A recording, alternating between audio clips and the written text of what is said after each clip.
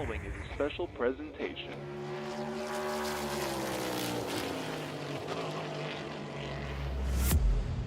From the Captain Esports Network.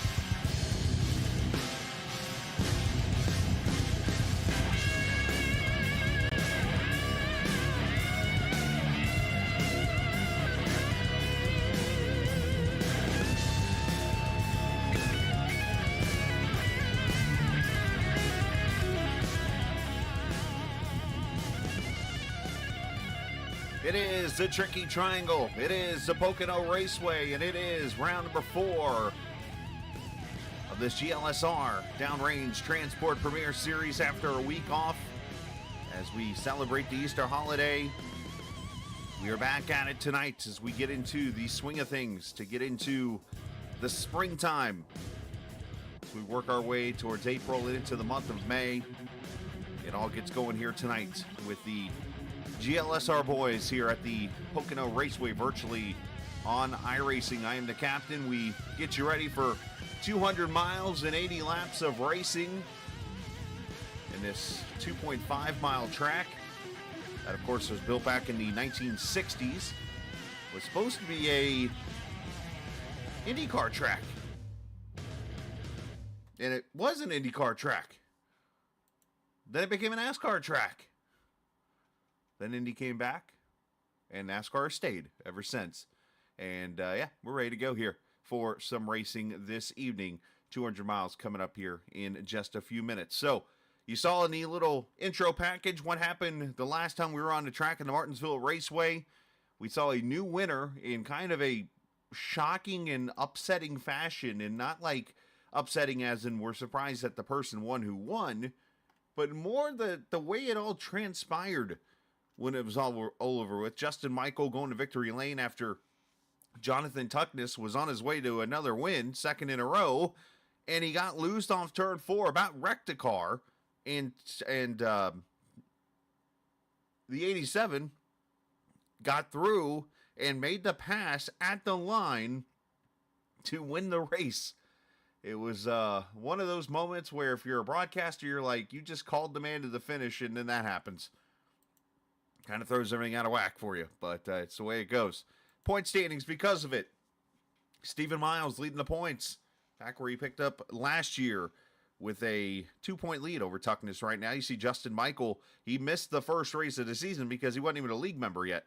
He's come into play, and he has got 2 top 10 finishes and already sits third in the points standings. Of course, with that win, he is in the playoffs automatically as long as he can make the amount of starts you are supposed to make. So that's the big advantage about missing a race here, is he's looking good right now.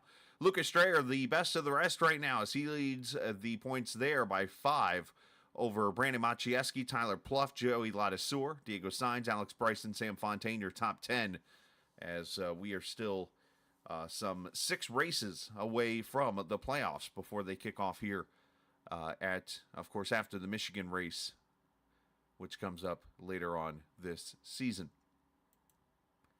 All right, so a lot of things to unravel here. Qualifying about to kick off here momentarily. They're going to be qualifying for something I kind of mentioned last week at Martinsville, but it is something brand new that they can enjoy, and there's actually a pretty pretty good prize, I would say. It's one of the bigger prizes I think I've ever seen for something like this. But it is the Spicy Schemes Hot Lap. Basically, there's $5 on the line for any driver who wins the pole. Yeah, how about that? I mean, you usually don't get a bonus. Maybe you get like a bonus point in the point standings or something like that. But a $5 prize on the line for whoever can win the pole. That is presented by Spicy Schemes in the Hot Lap. And not to mention, whoever gets the Hot Shoe Award at the end of the season for most poles, that person will get a free Spicy Schemes paint scheme. And for those who don't know, that is Sam Barnes's baby right there, Spicy Schemes. So big shout out to him for doing this work for him, for the people. Of course, Barnes has always been a part of this ever since he helped find the league with Travis Icavacci. Took a little time off, became a daddy, came back, and he's been racing kind of hard. He had a little rough race last week in Martinsville, which a lot of people did. But either way, he's got a pretty cool thing going on here with the Spicy Schemes Hot Lap. And we're looking forward to that here just momentarily. Going to be kicking off qualifying around this 2.5 mile track. It's going to be one of those where the first lap is going to be your way to go unless you mess up. Because tire wear is pretty crucial around this 2.5 mile track. 3 different corners, 3 different size straightaways. And always a very interesting race at this track. Last time we were here on the network, it was on the Friday Night League that saw mayhem coming to the line. And what turned out to be the guy running, I think, third, coming to the line, ended up winning the race. So, yeah, you can't make this stuff up. Needless to say, what's going to happen here this evening, only time will tell here very, very shortly. Qualifying, as you see the thing starting to light up on the track here, and you're actually going to see me shrink down a photo real quickly here. So, live TV in effect. Let's actually do this. Watch this. This is live TV for you. Ready for this? Let's fit the screen, and it's going to blow up, and we're going to shrink that down right over there in the corner. It's time for Spicy Schemes Hot Lap here at the Pocono Raceway. Who's going to get the pole here this evening as cars get out there on the track?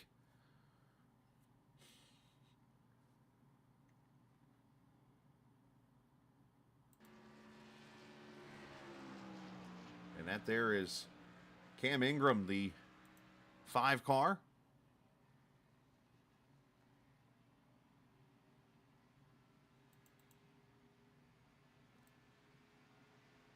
Camera will probably cut around to different drivers out here on the track.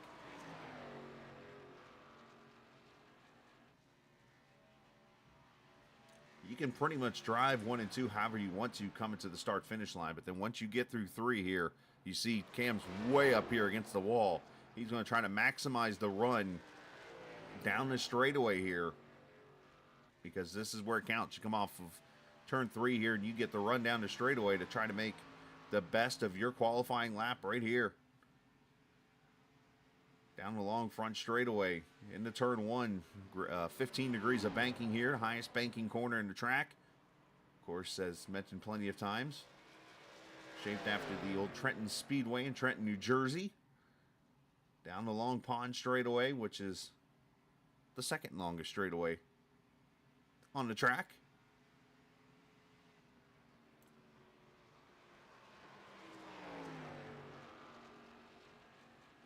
And through the tunnel turn, which is after Indianapolis, in the 9 degrees of banking there, down the short chute to turn 3, which is like the Milwaukee Mile. As Diego Sainz right now has the lap on the board, a 55:37.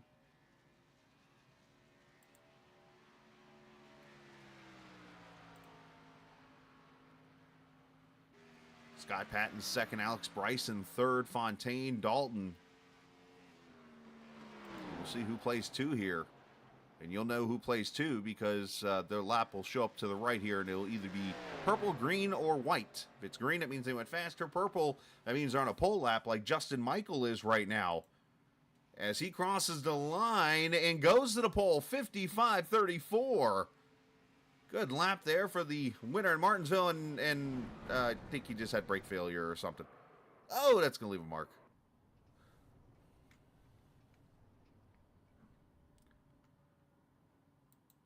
There's Jonathan Tuckness on track. Of course, the race he wants to forget about last week. The win that he had, unfortunately, slips right out of his hands.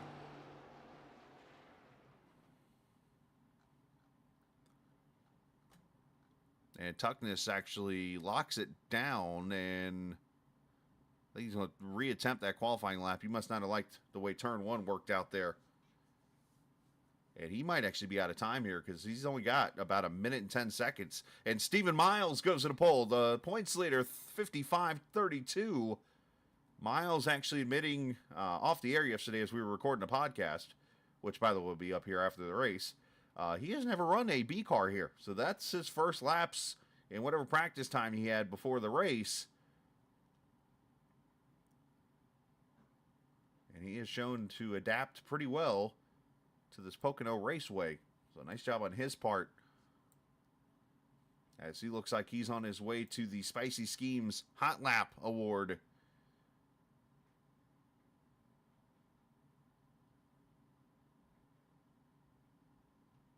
Diego Sainz third, Bryson and Patton.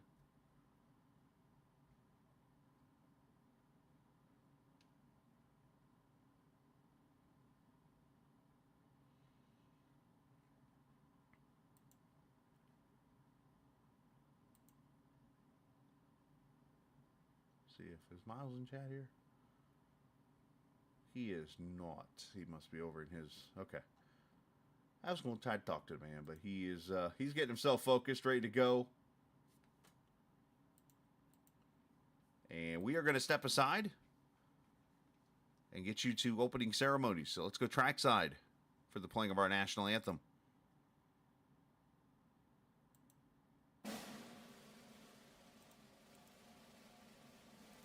Oh, say, can you see by the dawn's early light what so proudly we hailed at the twilight's last gleaming, whose broad stripes and bright stars through the perilous fight o'er the ramparts we watched were so gallantly streaming, and the rocket's red glare, the bombs bursting in air, gave proof through the night that our flag was still there. Oh, say does that star-spangled banner yet wave o'er the land of the free and the home of the brave?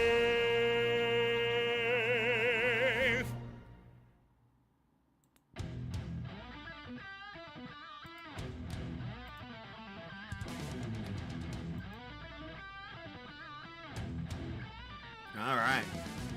National anthem done. It is time to look at the starting lineup here for race 4 from the Pocono Raceway, virtually on iRacing, as Stephen Miles gets the Spicy Schemes Hot Lap, 55.32 with a 7.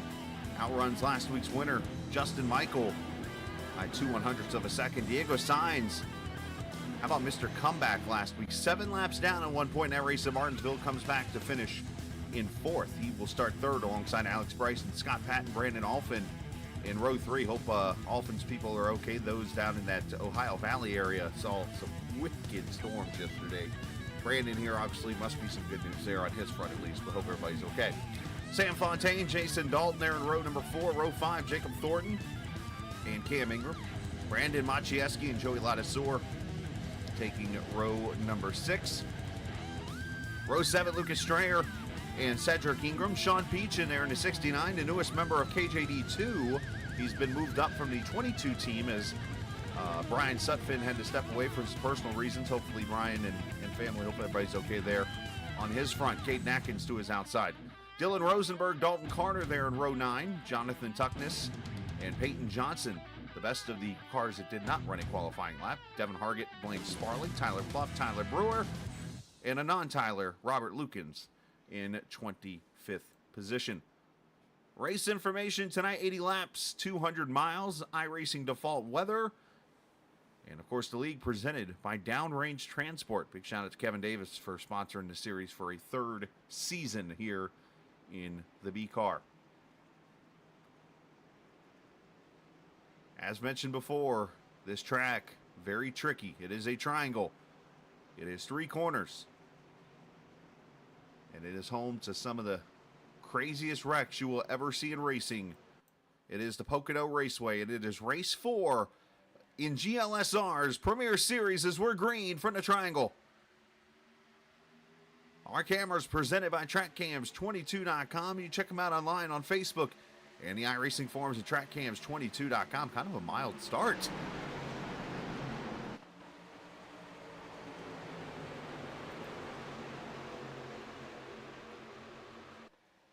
As Michael going to clear off turn 1, he'll go to the front.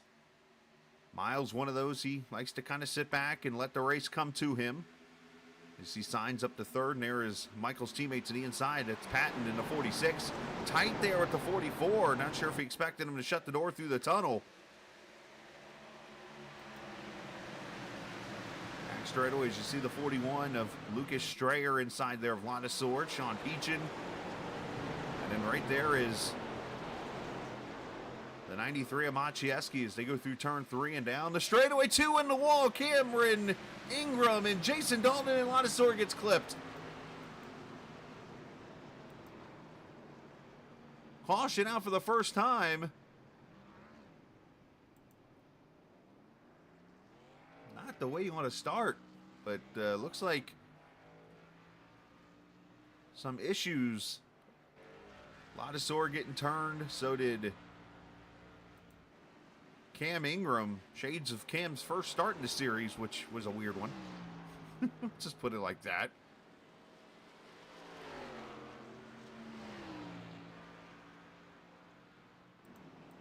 Let's get a replay of what happened here.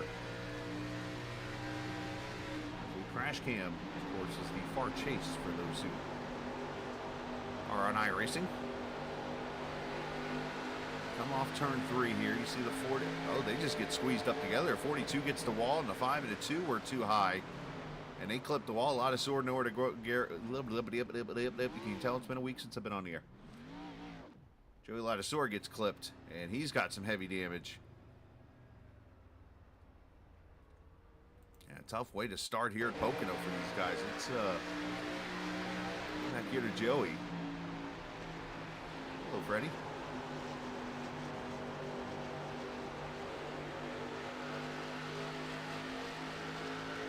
There's the 2 getting tangled up. Maciejewski does a good job of when Cam comes back over, corrects into the 23 who sideswipes into the wall and then clips Devin Hargett. Add him to the list.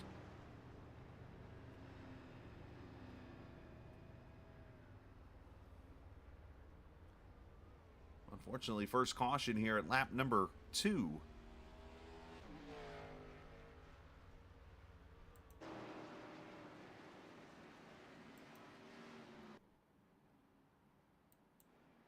And not a way you want to start this race if you're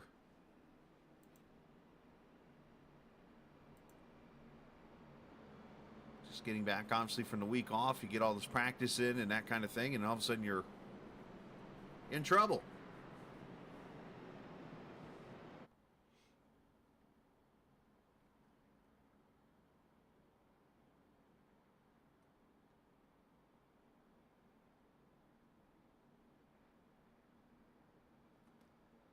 And looks like Miles is going to come to pit road here. This could be some pit strategy. 100% fuel in his car. Up!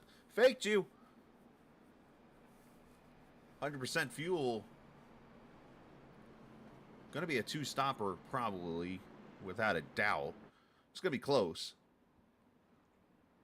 But you're probably going to have to mega save to make it all the way on green.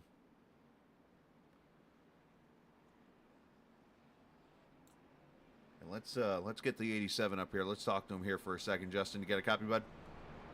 All right, man. Last week's winner, of course, you get the lead here early in this race. You get the caution. First things first, more importantly, I see the WV over here next to your name, being in West Virginia there. First off, people okay? Okay, well, yeah, same here. But, of course, we know the Ohio Valley got thumped pretty good yesterday, so just obviously checking on people. So, all right, so expectations here at Pocono. Obviously, we get the early caution. I guess the first thing that comes to mind would be trying to save enough fuel maybe to make it a one-stopper, but I would think that's kind of out of reach, right? Oh, I like that answer.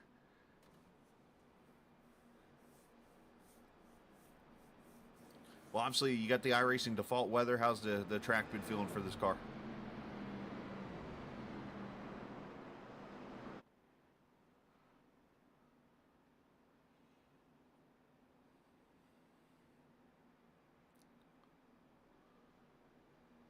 Wait a minute. I was going to say the Grand Theft Auto car stole it from you?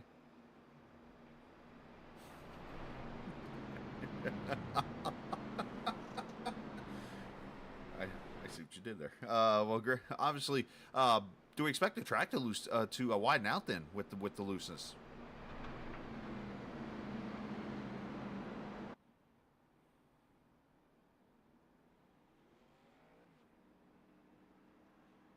That's a good point.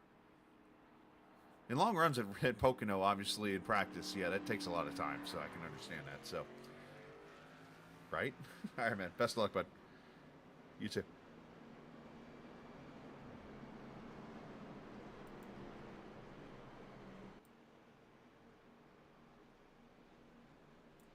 As I was talking to Justin, Michael, you just couldn't hear him. I just realized that. So, yeah, I'm literally looking over there. My crap, I did it again. You can tell again I ain't been on in a week. I'll bring him back up here in a minute. So, either way, he basically, in a nutshell, what he said was that the track's loose, and he said his people are okay in West Virginia. He said that he thinks the track could tighten up a little bit later. And he said that it's interesting where we're at right now in this race because you could potentially one-stop it. Maybe. So there you go. That was his 4 answers right there. So I guess I'll get picked on now for not being able to turn his mic on, huh? Get that out of the way. Put that on the bingo sheet. I'm sure the haters will come find me here in a little bit. Anyways, as we get ready to come to the green,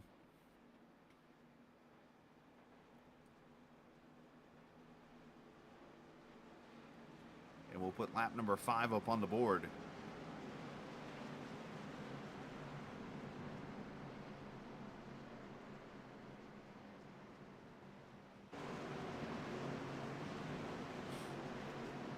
Doing broadcasts, for those watching, is a lot like racing a car. You get into a rhythm and you do all these leagues and stuff, and then you step away for a couple days, for a week or whatever, and you come back and it's like you've just started over again.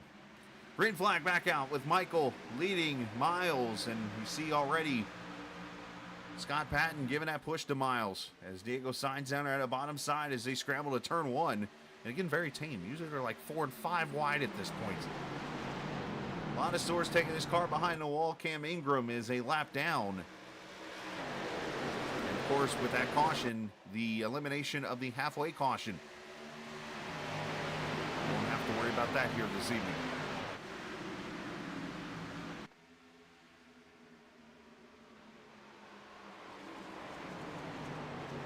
For those who are fans of this series for a long time might know that in the law of averages with that rule, more times than not, you do not get that halfway caution. But it has happened at times. Matter of fact, when the league first started, it took, I think, almost 2 seasons to finally get that caution to happen.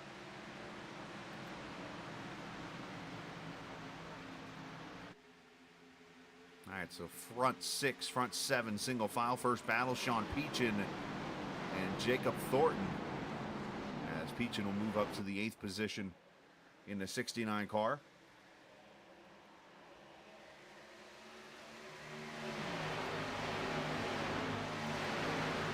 Gordon, I thought he was going to make her 3 wide here for a second. Thank you, Devin Ramsey, by the way, for your help there with that.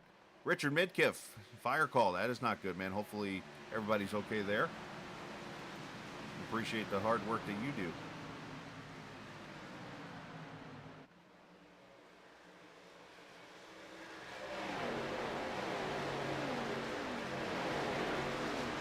Oh, more cars hitting the wall.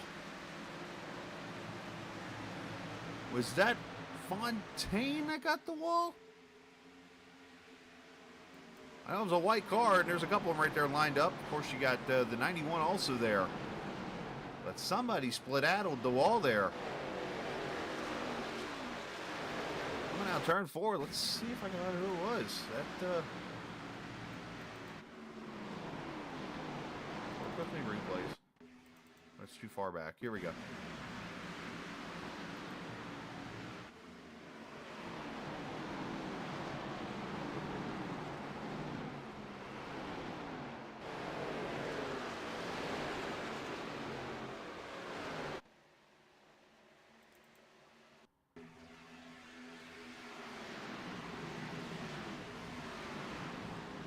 One of these two right here, it looked like, got it. So I'm guessing what to see here as they come out of turn 2. They're going to go through the short chute here, and then we'll see who gets it. By the way, new leader. I'll show that here in a second. Diego Sainz has gone to the front while I try to find you a replay here of who splatted the wall off of turn 3 here. Right there. Oh, Dylan got it good. So did Cedric.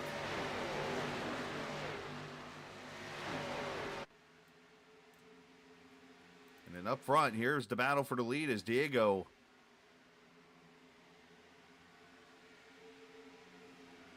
that 44 car goes past Justin Michael and takes the lead here at lap number 8. There he is with a 10th right now over the 87 of Michael, the 46 of Patton, who's looking to get himself on track. He's made 2 starts and unfortunately he's not had the finishes in either race that he has wanted.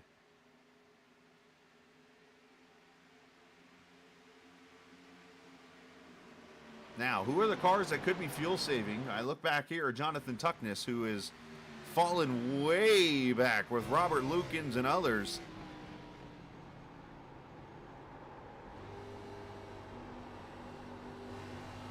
Unless Jonathan just struggles at Pocono, this could be a fuel saving mode here as he hangs back here with Lukens and Hargett and 3 of Dalton Carter. So we'll have to keep an eye on what this does. If this race stays caution free, it's usually about 35 laps or so on a tank of fuel. And of course, 35 from what was about lap 5 when we went green would get you to lap 40. And 35 would be the 75. But you got plenty of off-throttle time here at this track. We shall see how it all works out. There's AB back here, home track for him here at Pocono as he follows his teammate. Matter of fact, it's a laser train right there with Miles, Bryson, and Alphin. Sean Peachin hanging behind them.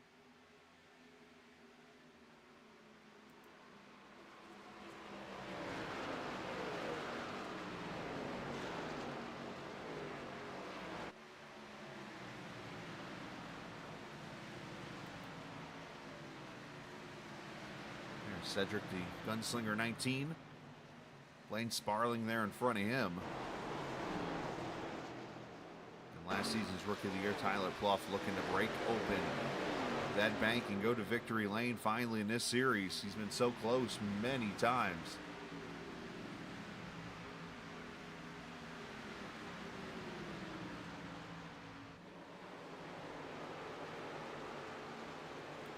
Appreciate the viewers watching here this evening. Hey, a reminder, on Monday, of course, it is the solar eclipse day, for those who don't know. And I am up in the area where there's going to be totality, believe it or not. Not exactly in this city like I originally thought, but to the south of me by about 30 minutes to an hour or so, there will be, as we got a battle for the lead again. As Michael to the inside of Diego. 87 said, give me that lead back. And Diego said, no, not yet. As they go side by side to the line, Sainz gets it there, but as they fight it out, as I mentioned, the totality going to be about 30 minutes or so to the south and east of where I'm at, and I'm going to jump in my car and I'm going to drive to it. So, well, I mean, we'll have a pretty good amount here, but it won't be as long as you will be in other cities, put it like that. And as I promised you, we're going to stream it here on the Captain Esports Network Monday afternoon. Probably from the time I jump in my car to leave, I will start to stream on my phone, and we will stream all afternoon. We'll sit back for those who might be sitting in, I don't know, Spokane, Washington, or San Diego, California. Let's see where else. Miami, Florida. Trying to think of places that aren't going to be in totality or be anywhere near the eclipse and want to see this thing. You're going to have your chance here on the network as Diego gets the wall off 3. So he falls to first and third and then knocks the wall down a little bit off with turn 2 or turn 3. But Michael and Pat and the teammates up to the lead here early in this race. But I'm thinking somewhere around 10:30 or 11 a.m. will be when I go on the air. And I'll be on all the way until the end, until I walk in the door back here. And that'll lead us into a broadcast Monday night from Homestead Miami Speedway. So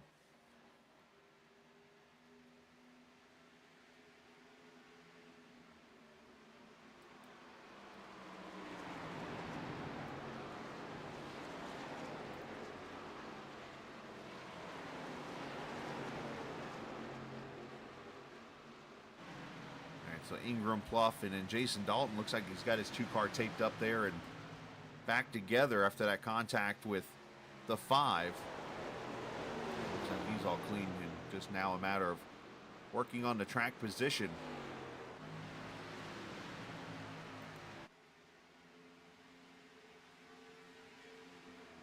That's 14 laps complete. Michael's starting to stretch it out big time.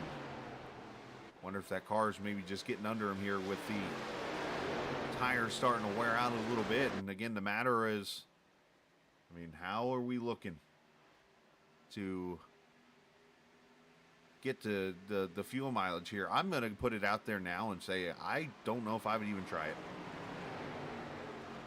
And I say that with the matter of, I feel like just being able to go as hard as you can, and we actually saw it back I want to say season 7 or season 8 of the truck series. There was a race in Indianapolis that Bryson adds himself to the wall list in turn 3. Let's check the wind here because I'm starting to notice a lot of people plowing the wall over there. And of course, one of the changes with the weather recently is you do get some wind now. A lot more wind. I mean, it's only 2 miles an hour, which is the traditional iRacing default. You see that track temp at 126, so it is kind of slickery here.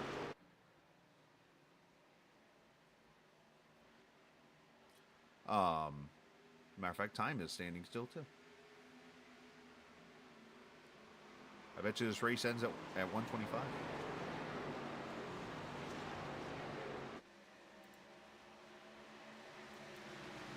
Here comes Miles.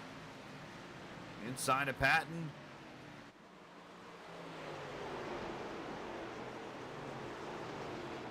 Scott right there on his right rear, not yet letting him clear as they drag race down the front straightaway here.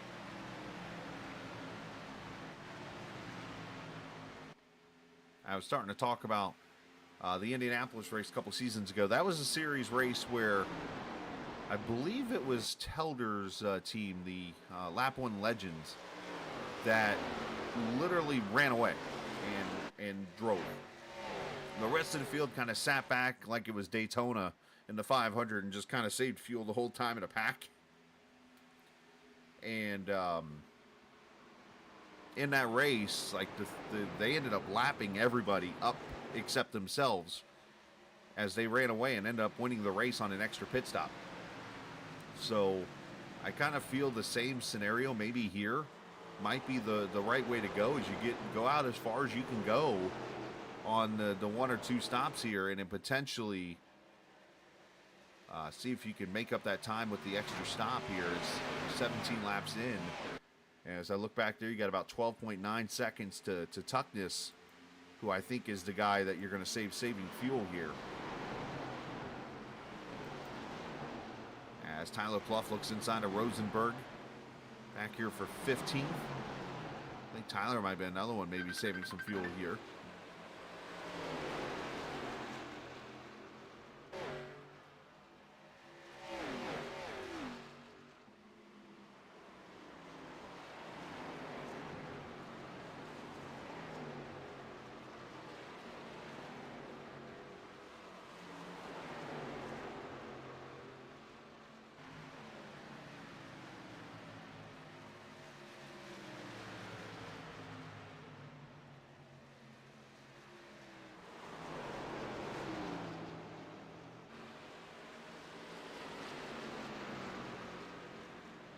As they come off turn 3, you see about 6 or 7 cars fighting pretty hard here for this 15th position. One of a few battles you're seeing out here on the track. We got this battle here. You got a battle potentially for second as Patton has gone back around Miles, as you see there. And then also you got Jacob Thornton and Caden Atkins, as these guys fight it out there as they try to draft their way back up to the pack in front of them.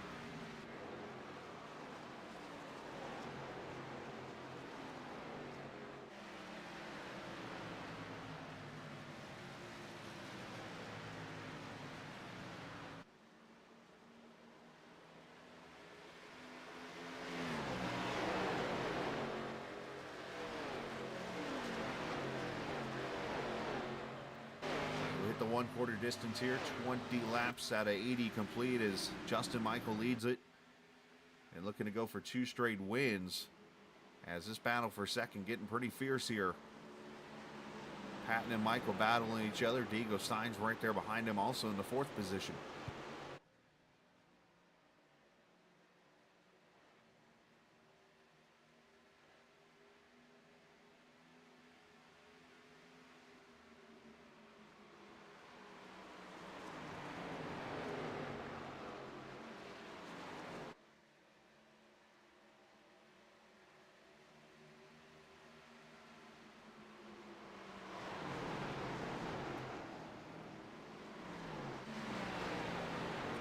One thing I'm noticing here is the top 6 are really coming together here. I mean, tire saving or something going on here. Maybe a little fuel save going on, as Cam Ingram, by the way, is taking his 5 car behind the wall.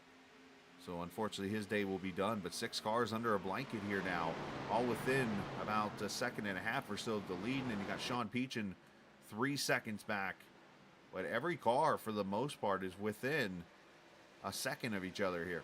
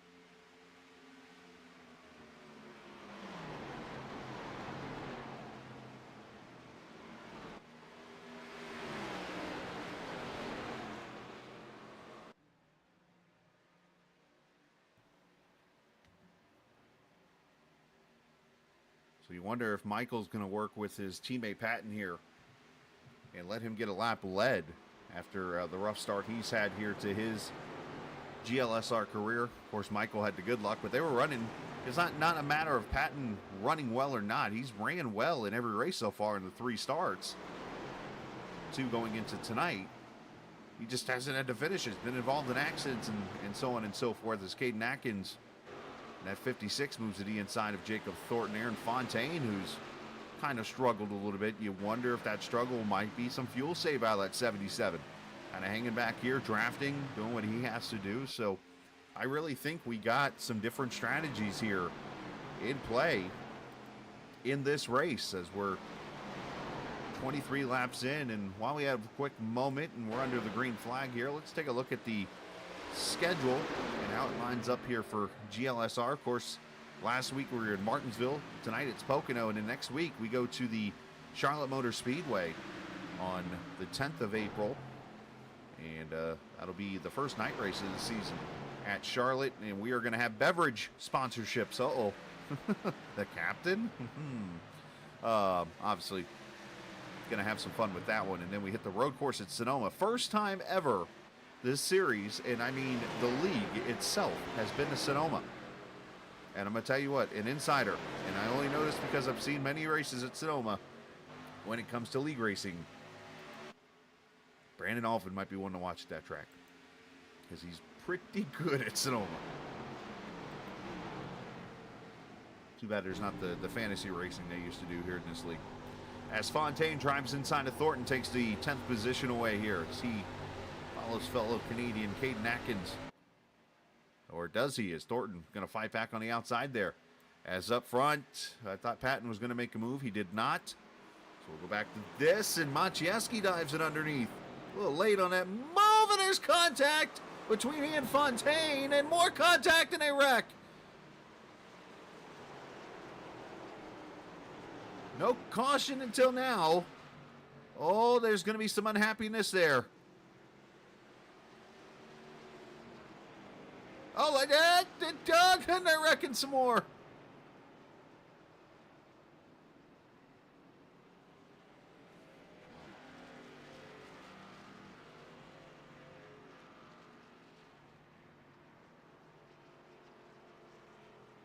Fontaine's car broke.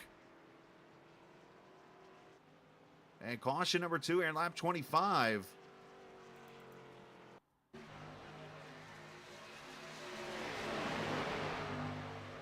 Brandon made the move here.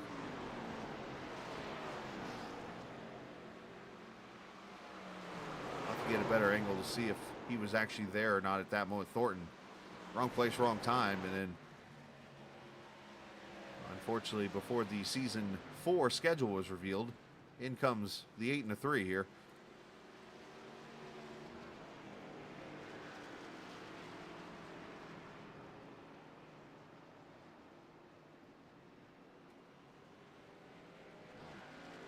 And caution comes out. Let's crash cam this thing.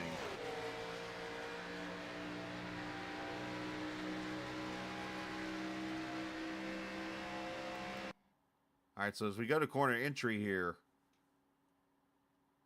let's actually switch over to Sam's right front here. Actually, let's go to the right rear cam. And we'll let you guys be the decider here. Is Brandon there? That's going to be determined, I think, when it comes to the rule. When the call is made here. It obviously sends it in there. Bam, there's the contact.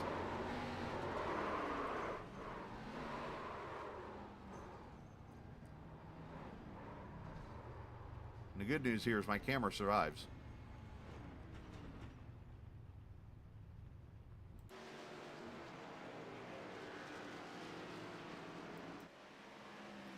As cars are on pit road here, let's go live.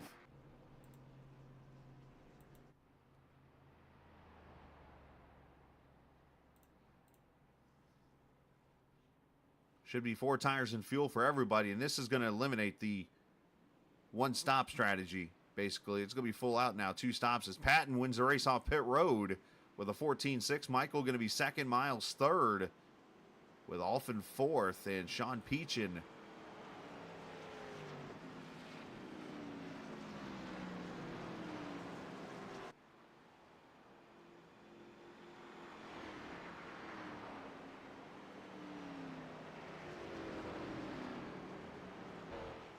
So you see the cars back here getting damage fixed. A lot of cars involved in that one. Let's go back to the wreck. Try and get you a better view of this. Go blimp, maybe? Kind of far out. Actually, there's your view probably right there. Of, would you say that Sam was wrong coming down? Or is Brandon not there into the corner and drives it in there like a dive bomb almost? His tuck disc comes in there hot. Hey, this might be the best view to tell right here.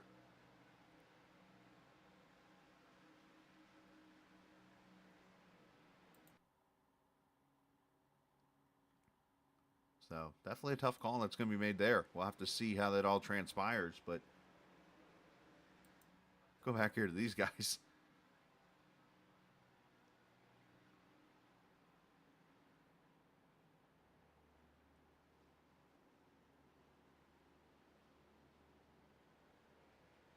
Apparently nobody communicated that, hey, there's two cars in the middle of the track.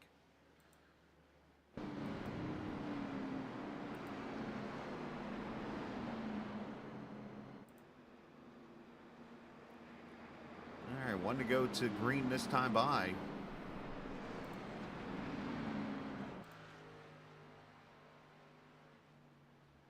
And while we're into caution, Monday night was the first, I believe. Was it the first SRX race in series history?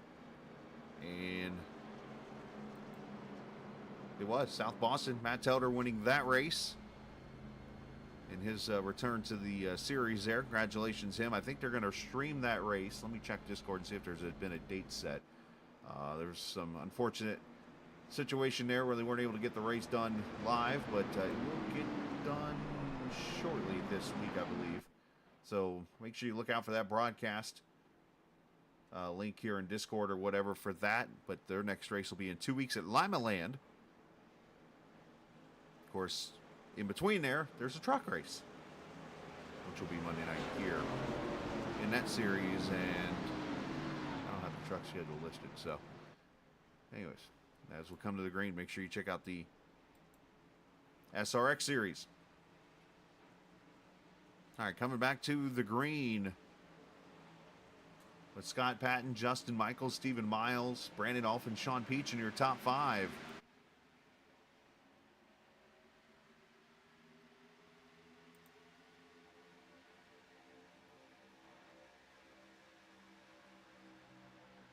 Drag race down to turn one. There's the camera.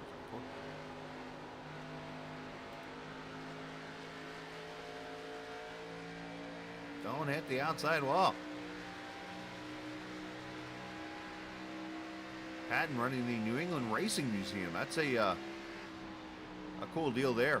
For those who don't know that, that was actually built, what, about 10 years ago? Last 10 years, I know. Dick Berggren, the doctor, the gentleman you used to see on the air for Fox, and did some stuff with CBS, and I think maybe some stuff with ESPN. Kind of put that whole thing together. And a real cool deal that honors driving in the Northeast, from the Busch North Series to the mods, and so on and so forth. All right, so now that caution has changed this strategy all up.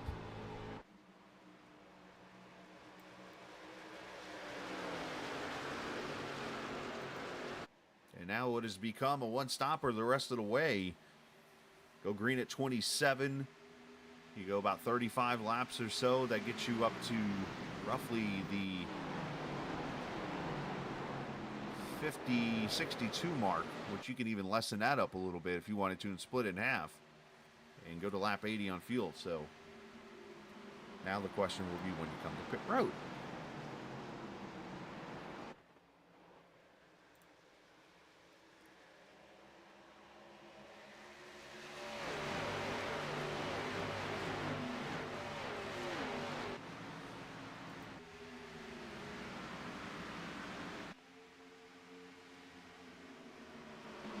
You get all 12 cars, all within about a tenth to 2 tenths with each other. You see Michael sliding up the track here, seeing maybe he can get a run off that top side.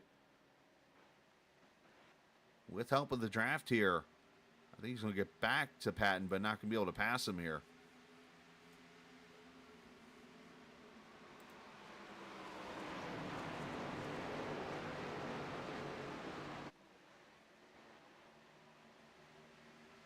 Oop, another car back there scraping the wall up. That being Tyler Brewer. Tyler, there's a wall there, bud.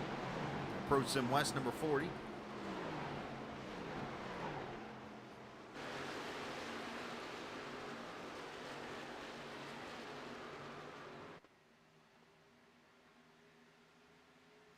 So one other car, we need to get an update on this one, find out what happened to the plow machine of Diego Sainz in the 44. He came to pit road with everybody else, maybe had a speeding penalty or something, but he all of a sudden is way back here. Not only that, he is actually a lap down in this race. So did he... Uh-oh, I might have to call the man out here in a second. Let me go back to pit stops here.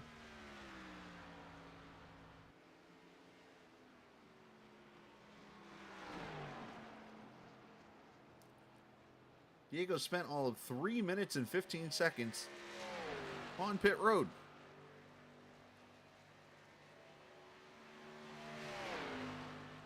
Did he have to walk away for a bathroom break or something? If so, I'm calling the man out.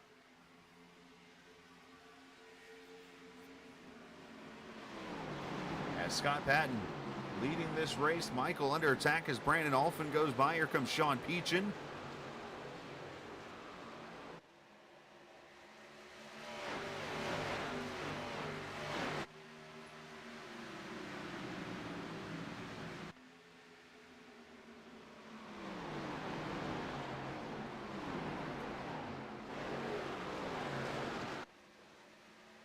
I've seen 2 occasions where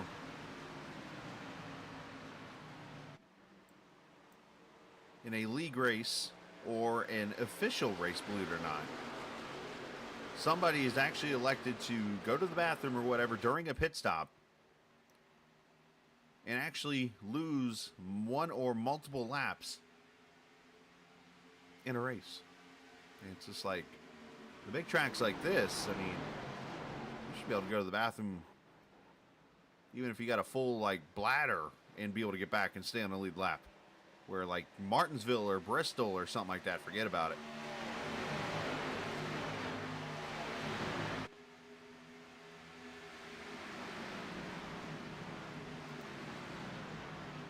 Tucking this up to the 11th spot now. He's got Pluff there behind him, Blaine Sparling. See Caden Atkins there in front of him. Jason Dalton, who's worked his way back up to the 9th position. Good job on his part there.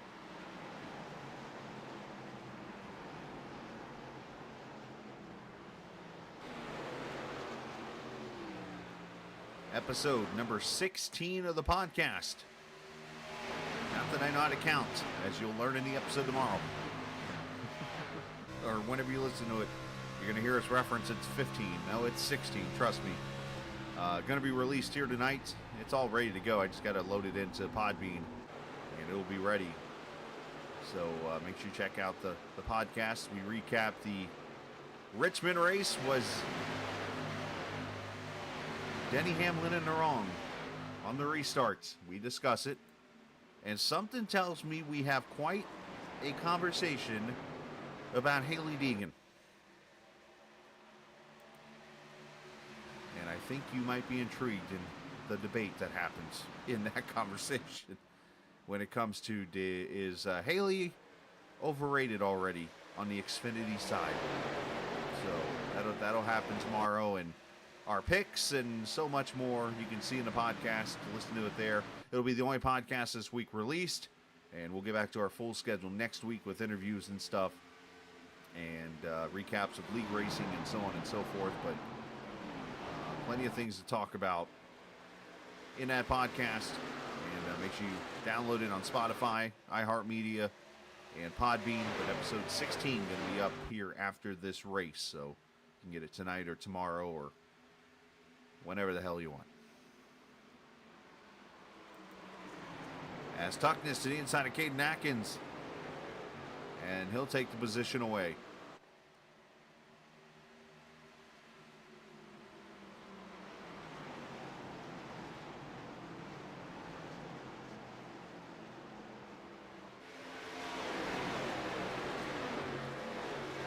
that's really got me intrigued here is you've got the front 7 cars literally nose to tail. Then you got a little bit of a gap back to Peyton Johnson, to Dalton, and then to Tuckness. And you almost wonder if those guys are all going to come back together. Almost like a rubber band here. Cedric Ingram back here, 1.6 back from this pack. And Dylan Rosenberg here in 15th. Poor Dylan pulled a mistake that I've done plenty of times. Go out and run practice laps at a different track than where you thought you were racing at. Hate when that happens.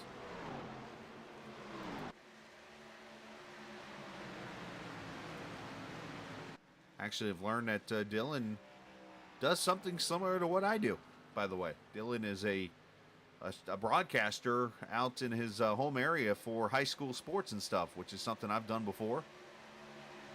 And I'm not doing it again down the road, but right now I'm all in on iRacing and stuff. So, but kudos to him. And of course, him and I had a little conversation about it. And I'm always open to helping him out, as he knows. And any kind of broadcaster wants to get into this kind of stuff, I'm going to tell him to run. No, I'm kidding, but always open to giving advice to people who are willing to put the grind in and the work that I did for 10 years in radio and so on and so forth.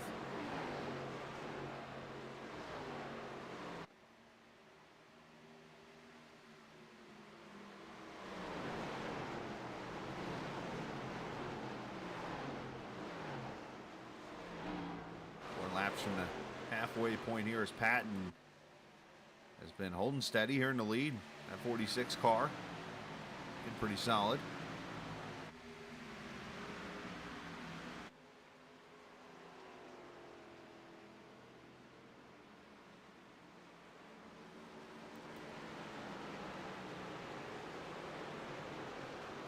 Let's take a lap around Pocono here and ride with Lucas Strayer, the 41 car. He drafts up on the Sean Peachin car here. Going to side draft him up the straightaway here. The Long Pond straightaway, this is called.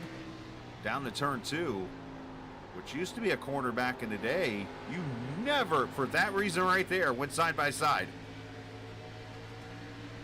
Peyton Johnson's going to sneak by there because of that. Down to turn 3 here, which is more the sweeping corner.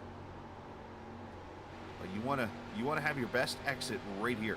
This is a track that in real life, when you set it up car-wise, you have to set the car up to almost be a consolidation almost of the different corners and stuff. Like, if your car is going to be good in turn 3, don't expect it to be perfect in turn 1 or turn 2, and vice versa. But there, 15 degrees of banking. You can run pretty much bottom to middle, wherever in that area. You got to watch out for a bump on the top side. Then you get down to straightaway here. And the tunnel turn, like I said, you want to be single file here. But you see Strayer's kind of struggling on this bottom line. He's lost 2 spots now. There's that bump right there where the tunnel is. You come off turn 2 down the short chute here. And this is where the accident in 92 with Davey Allison and Darrell Waltrip sent Davey flying into the infield. And he's, wow, look at this. The 41 going to lose another spot. Sweeping turn 3. And back to the line. I mean, in my opinion, if you ever have an open setup race here and you want to know where the best part to, where you want to be the fastest, I would think off of turn 3, because that's how you get to the start finish line, basically, at this track.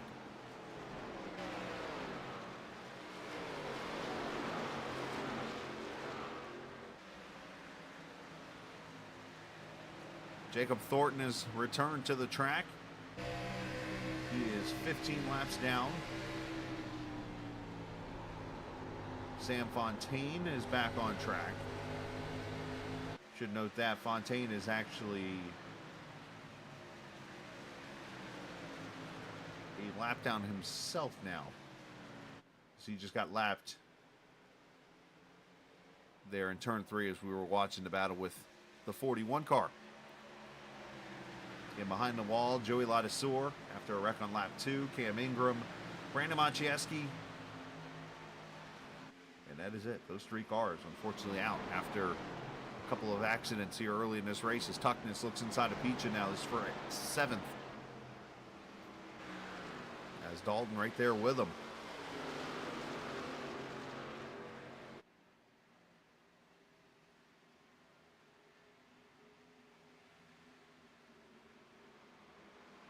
Lap times have fallen off about a second and a half, almost 2 seconds since the start of this run.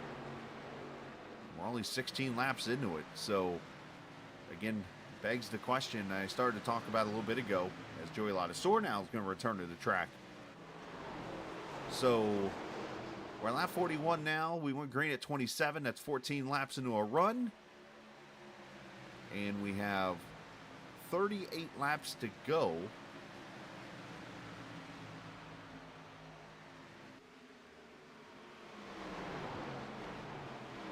Do the math really quickly in my head here. The 80 from 27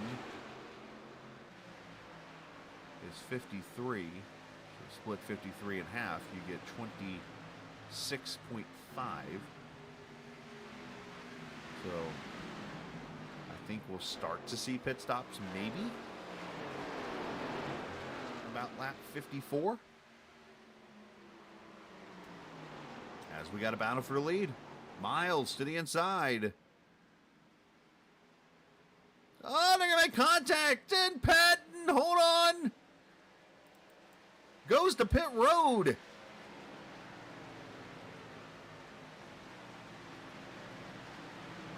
And you can see the left rear damage on the 46. And he's going to come straight to this pit stall. And he's going to go ahead and take tires and fuel here, I guess. Not sure if that's going to get cleared or not. It should, but not sure what the rules say about that. Let's see if he leaves right away. No, he's got to sit there for a speeding penalty. Unfortunate break there for the 46.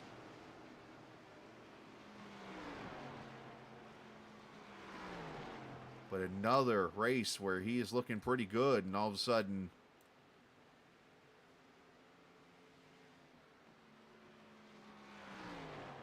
things happen. Let's go back to the battle here and see how this all takes place here.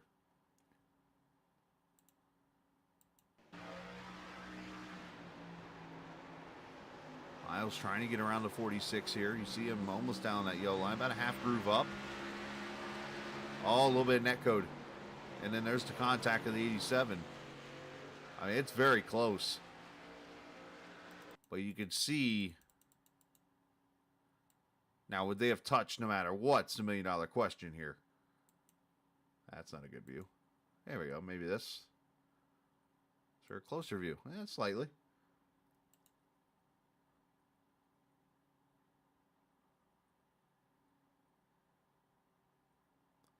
Right here you see both cars holding steady here. Now you see Miles starting to slide up. I mean, they're all but touching each other. There's the... well...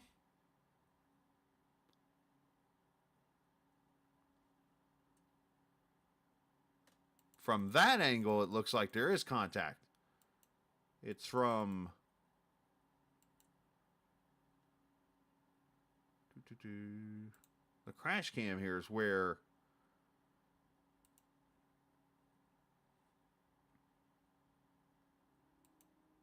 nah, this will be a little better.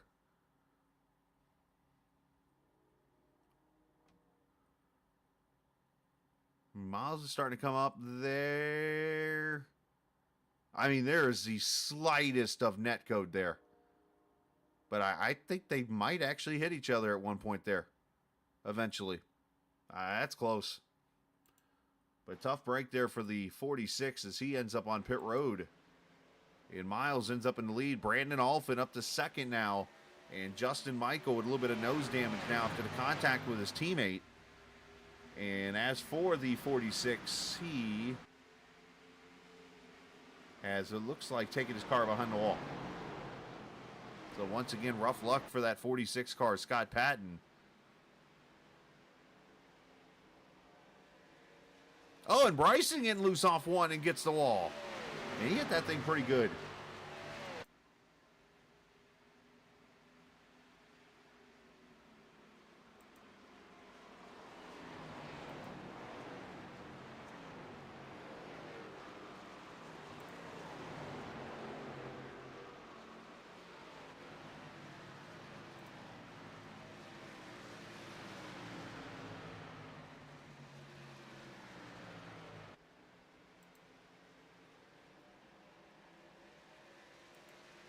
Kind of racy here with Fontaine, or not Fontaine, sorry. Lucas Strayer and Sean Peachin are probably annoying the heck out of each other right now. As Strayer's going to lose another spot. I mean, it's like Strayer loses spots, he gets back up there to Sean, and then they battle again, and he loses more spots, and he gets back to Sean. Oh, man. Lane Sparling back here in the 59 car. Red Sim design. Of course, now with Brandon Alfin winning a race, Blaine officially back in the category of the only driver in series history to win a championship without a win.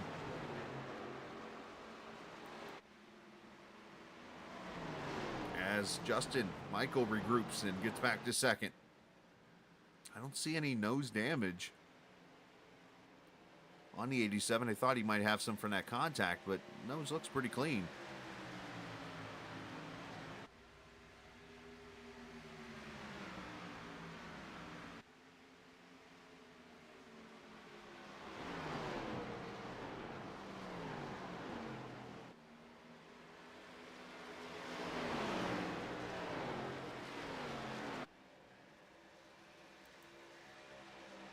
These cars back here just continue to fight it out.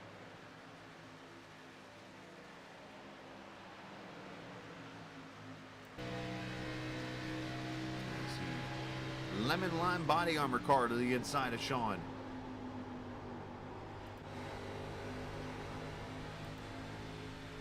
As Peachin lets him go, you see Caden Atkins kind of poking there. You see Sparling.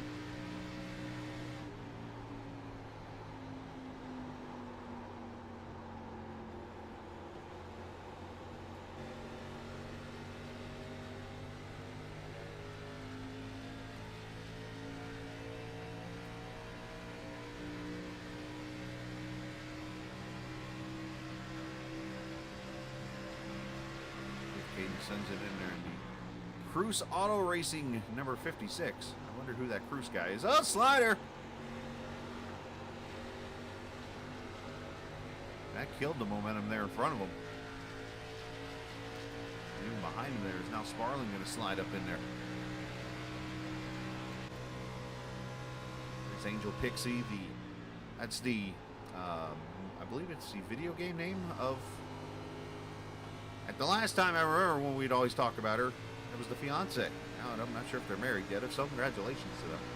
As here comes Strayer falling back there. As it looked like one car got the outside wall there. And Strayer's going to fall back in position. So these guys arguing over who wants what here. And here comes Sean Peachin to pit road. The window's open. And he's going to be the first one in.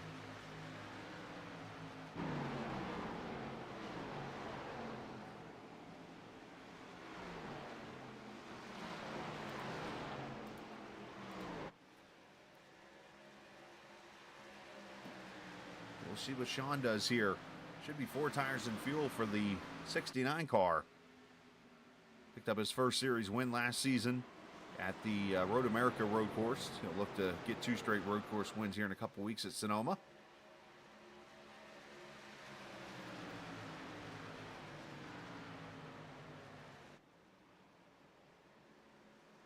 .3 second stop, so maybe some damage there on that Spicy Schemes car is I've heard somebody shifting off turn 3. As Caden Atkins going to come to pit road, it looks like. So is the 90 or the 91 of Dylan Rosenberg.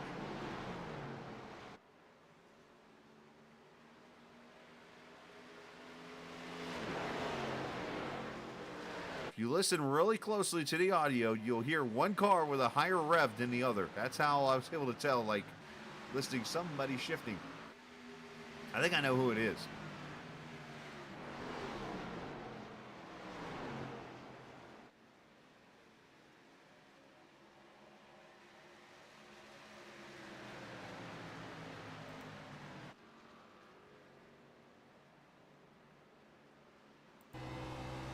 There's your winner.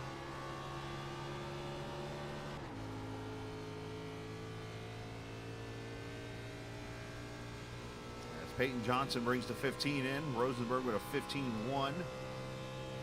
Jump back there to offense. He's shifting.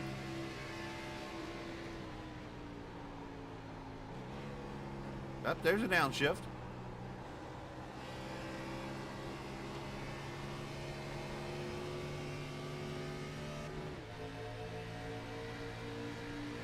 A large difference in gearing there. I don't know if you can hear it. You got to run those down the straightaway here inside of Miles. Miles probably going to let him off and let him go.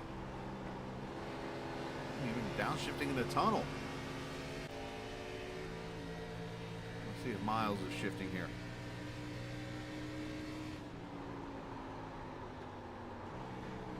Yep, there's a downshift. So everybody sounds like it's shifting now in these corners in the longer run.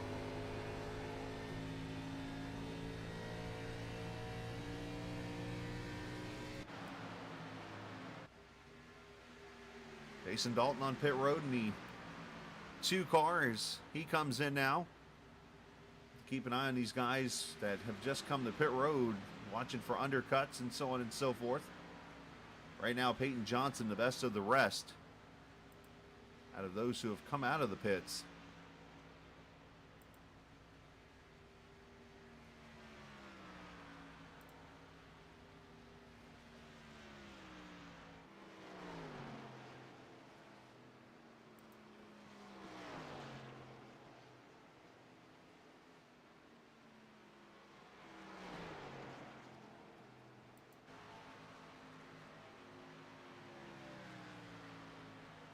Leaders, when will they be in here? So we have 27 to go, and here comes the whole team of the laser guys. You see the right rear damage on Miles. That's probably killing his side force.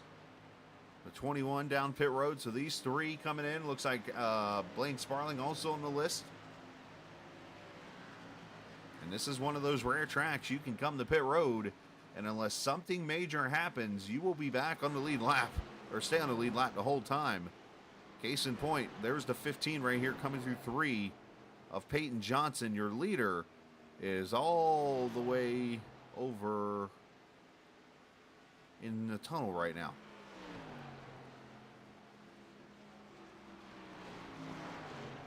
Four tires and fuel, all these cars launched out. And look at Peyton, that 1 lap difference. There's your undercut right there. Make that a 2 lap difference, I should say. Justin Michael coming to pit road. He locks it down. Don't speed.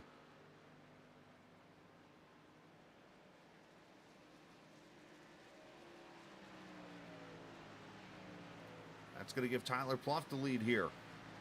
As Strayer up to 2nd, Ingram up to 3rd.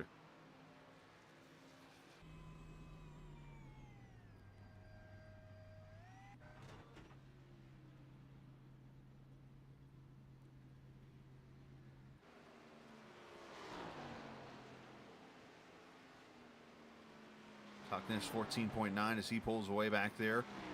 14.7 for Michael, who, I mean, got it all coming to pit road there.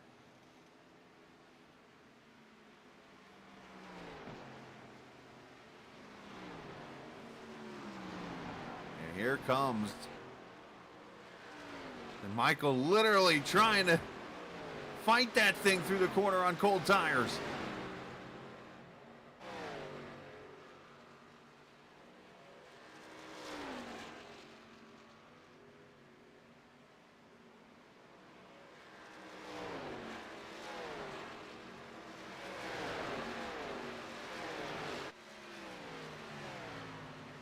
Looks like the top 5 cars now yet to pit.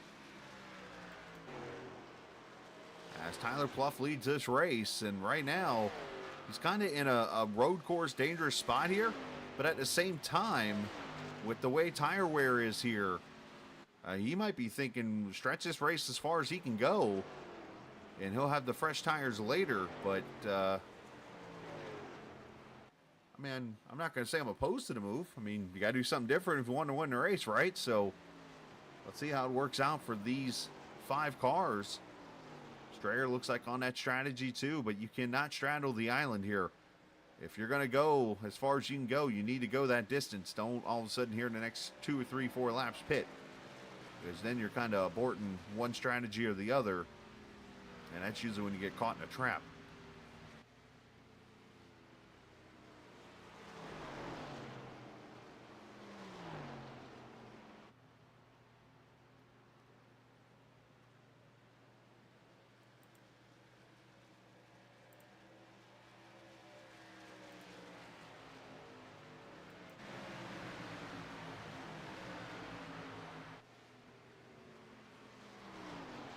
Sainz making his pit stop here. As you see these guys here fighting it out. This is not going to be the battle for the lead, believe it or not, when pit stops are over with, because there's the 15 of Peyton Johnson, who pitted literally 2 laps before Miles and Alphin, and then 3 laps before Justin Michael. He is the actual leader of this race once everybody comes to pit road.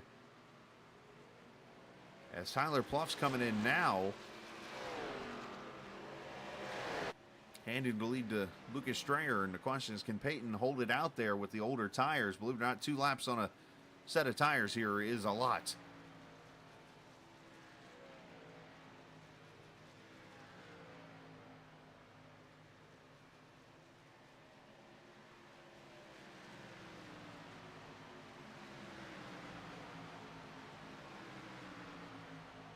More tires and fuel, and there goes the Rookie of the Year from last season. Handing to the lead to the grit number 41, the Freebird man, if you will.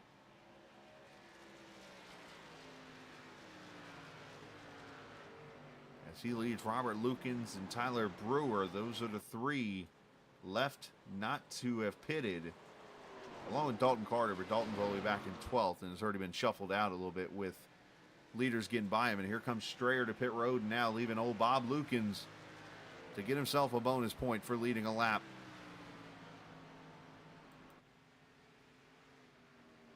There he is in the Skull Bandit Oldsmobile. You see down there at the bottom at the splitter, even though yes it is a Camaro paint, as you can see on the back there at the tail. If you look down at the bottom of the cars, he is not sure if he's getting rid of a bottle of water or something down there. That's way down there at the bottom. But there on the splitter, you can see where it says actually Oldsmobile on the car. Kind of cool, like an old retro Harry Gant. Trying to think, that's probably a mid-'80s paint scheme, because I remember Harry always had the gold numbers back in the early '80s on his Skull Bandit car.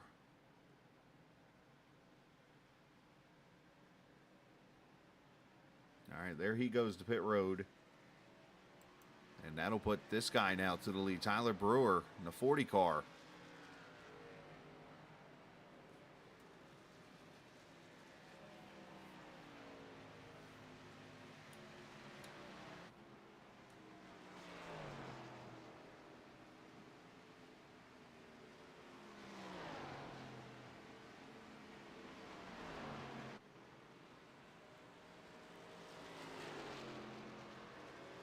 Of course, at this point in the race, you got to wonder, if we get a yellow, are you done pitting? I mean, I assume no, because of the way the tires falling off are, but who has what tires left and so on and so forth, I think could play a role in this race. If a lot of you only have one set left and you get a caution here, and you go green for about 10 laps, and you get under 10 laps to go at that point, with this track being so big, I mean, where do you chance that last set of tires at? As Brewer comes to pit road, and we are starting to see the leaders get closer to Peyton Johnson here with the slightly newer skins.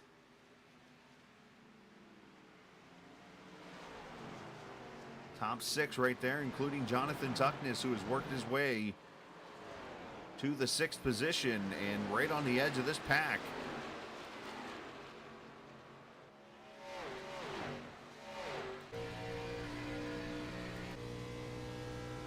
Miles right there as he tries to catch Bryson.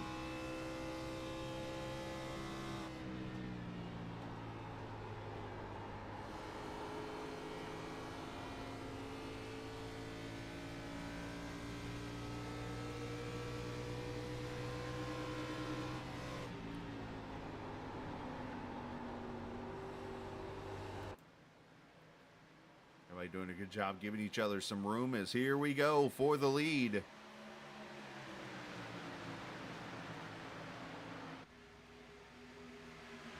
Johnson trying to get that second career win. Brandon Alphin looking to put himself back in the playoff picture again here with a win. And Justin Michael looking to make it 2 in a row as they get side by side here. Michael's going to get a run off of 1 here. Does he try to go 3 deep here? No, instead he's just going to push Peyton.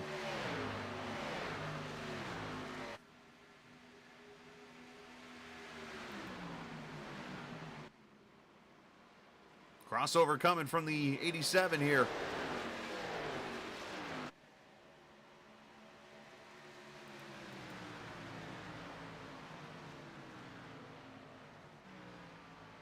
Got a little free on entry there, but had a little bit of a run, had to get out of it. As Peyton was there in that inside lane. Side by side for second now. That's going to allow Miles and Bryson probably to draft up here a little bit as that bigger wake in the air.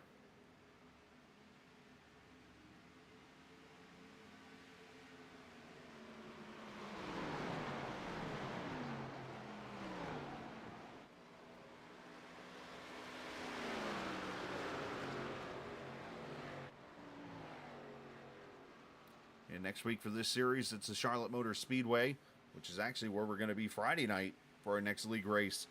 However, that Friday night is going to be the old Charlotte Motor Speedway, the one from '08. The one that I've got a couple of hosted races won in there as Alphin goes to the lead. Look forward to going back to an old track. And I say an old track, it's the same track, it just doesn't have the road course and stuff on it. I mean, it does, but it doesn't have the infield stuff right there off the straightaways on the Roval. You can watch that race. We'll have it for you at 8:45 Friday, or I'm sorry, 8:15 Friday, next Wednesday, 8:45 for these guys. But we're back at it Friday night and Sunday night, Monday night, and then we're even back at it Tuesday night. So we're going to be full gear.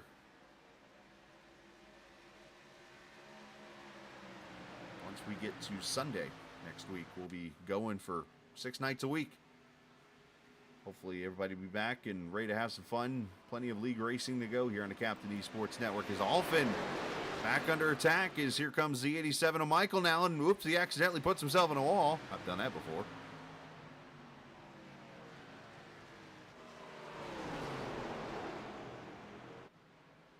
Alphin catches that rumble strip on the inside of 3. That's going to kill his momentum a little bit. He did a good job of carrying the speed through the corner there.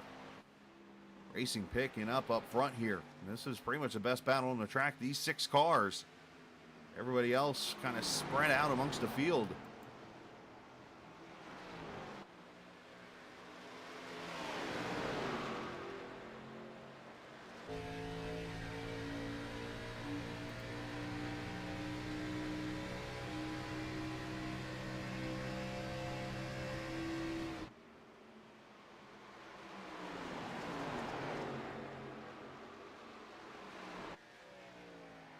Who goes to victory lane? Do we get some late race drama?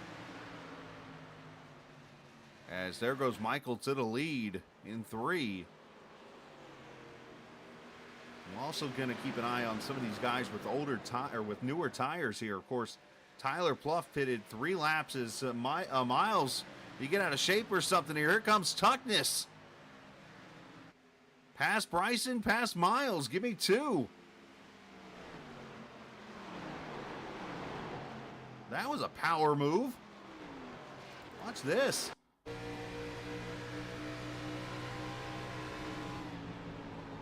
Declares Bryson.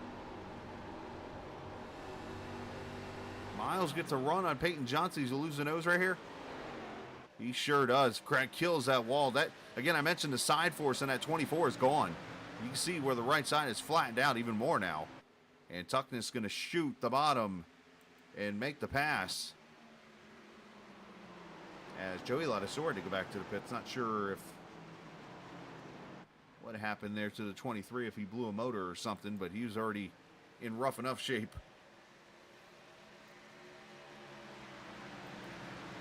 14 to go is now Tuckness pushing Peyton Johnson.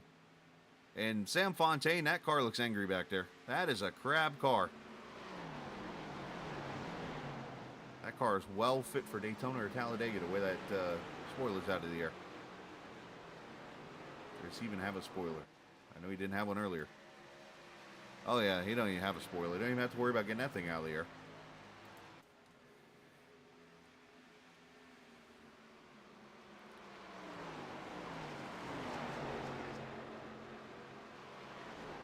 Oh, and then along goes Peyton, and Tuckness almost followed him.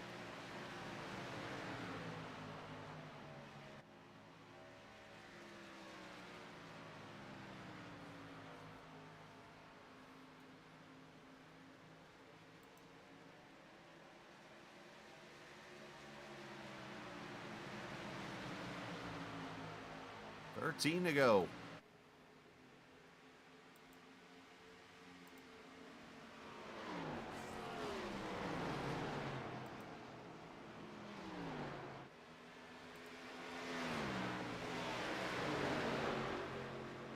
Who's going to keep the tires under him long enough to go to victory lane in this race? And I was talking about it before the miles issue happened there a few laps ago. Tyler Pluff is the guy on the four skins here. And we have to watch. He pitted at lap 57, one of the later cars to pit. He and Strayer right now 12 seconds back is Tyler. Doesn't look like he's really gaining any ground here, so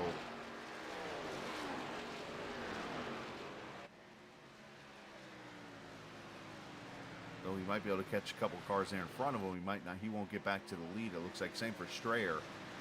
Strayer was actually slower that last time by than the leaders.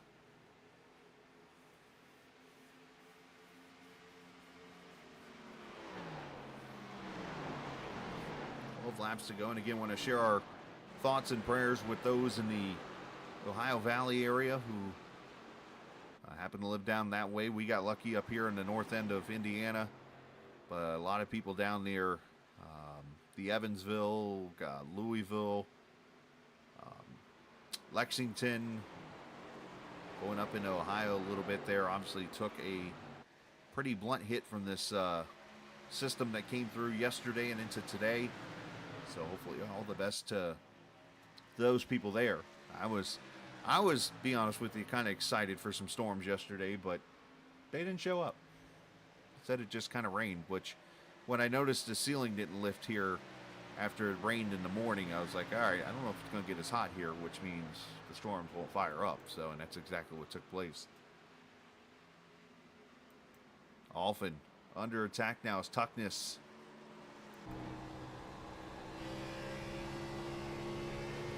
Trying to make the move here on the 21. Of course, Jonathan started back in 19th, ran back there. It might have been on an alternate strategy, and then the cautions have played out where they did the two so far in this race.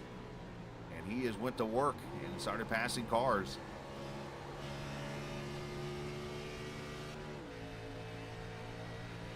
And here comes that 94 to the inside.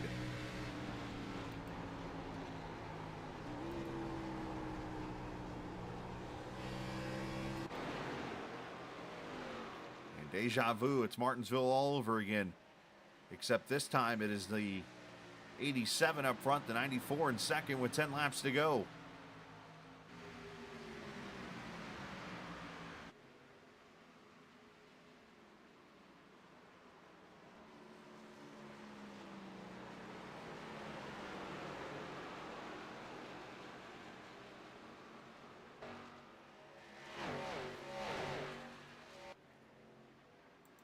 Jump back here to the 69 and 59. Battle for ninth here with Peachin and Sparling.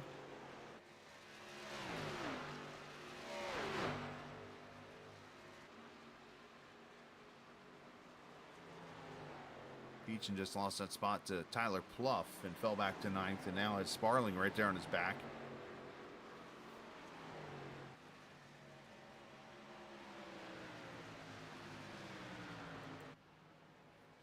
back here, Robert Lukens and Tyler Brewer battling for 15th. So two of the cars with fresher tires here late in this race, back here in 15th and 16th as you see the 40 go by for position. Let's go back to the front here as Miles and Johnson go at it for 4th now.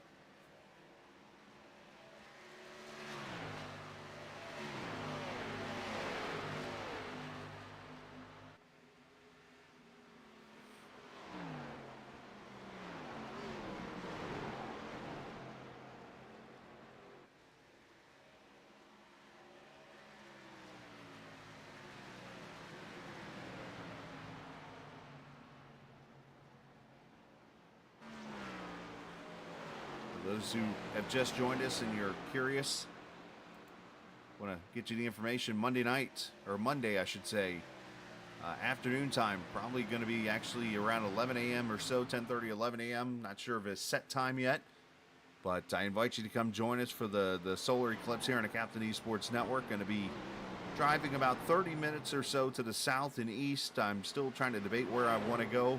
Obviously, I feel that wherever the farther south I go is going to be busy as hell, so we'll see where I go. I've thought about, to be honest, I've thought about going to Eldora. Of course, I think they're going to be going through it. There's Winchester, Indiana. Of course, there's the track there, but they just got, of course, hit by a tornado recently, so not so sure that might be the best place to go. Of course, there's a couple of towns to my south and east that I could easily go to, or drive out to Ohio or something. Somewhere we're going to go and stream the solar eclipse for you throughout the day. It's actually my day off, and we're going to enjoy it. So make sure you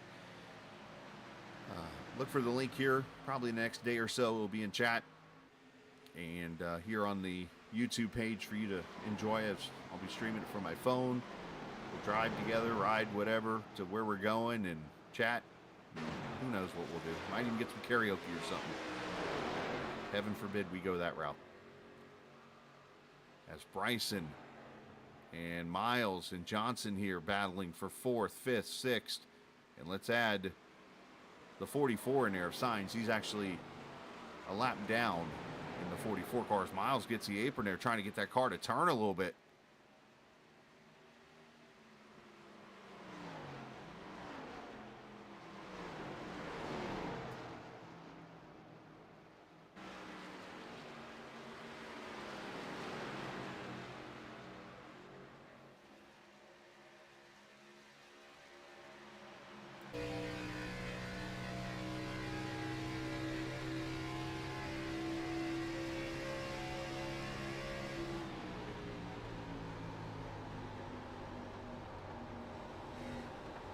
Trying to get that run to the outside here. You might get it here.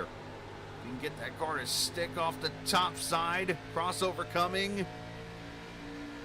And that's where it gets hard for him because, one, he's got no side force on that right side, so no speed really. But then Alfin also pulling that 15 along in the draft.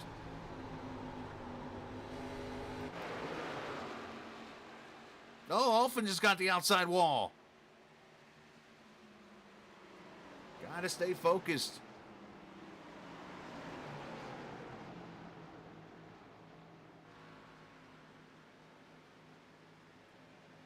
As Justin Michael brings it back to 5 to go, his lead, all of 0.5 of a second over Jonathan Tuckness. Both of them pitted at the same lap, so tires should be even, just depending on how much one's burned more than the other.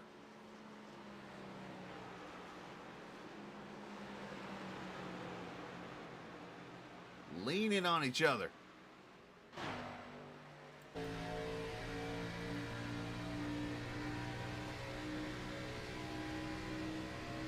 See if Miles sends her in here. Yeah, she does not.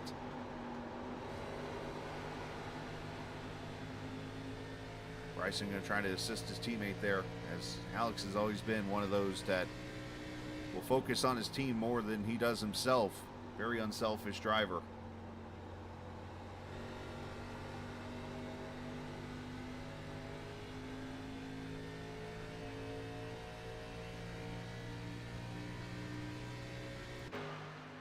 Four laps to go, and looky here.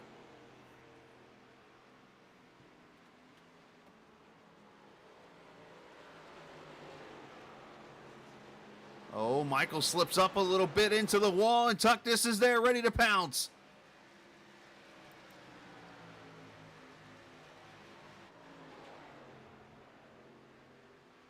And he tried to clear him. Backed off the corner early. He might slide up here in front of him. He sure does. Tuckness to the front.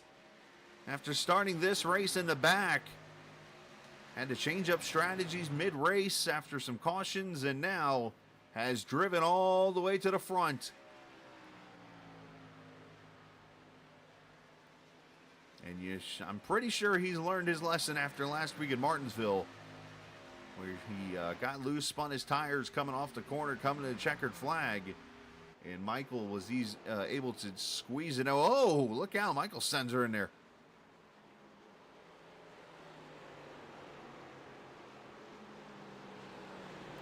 And he's going to lose a lot of track position after that. Won't lose any spots necessarily, but more time. As Peyton and Miles continue at it.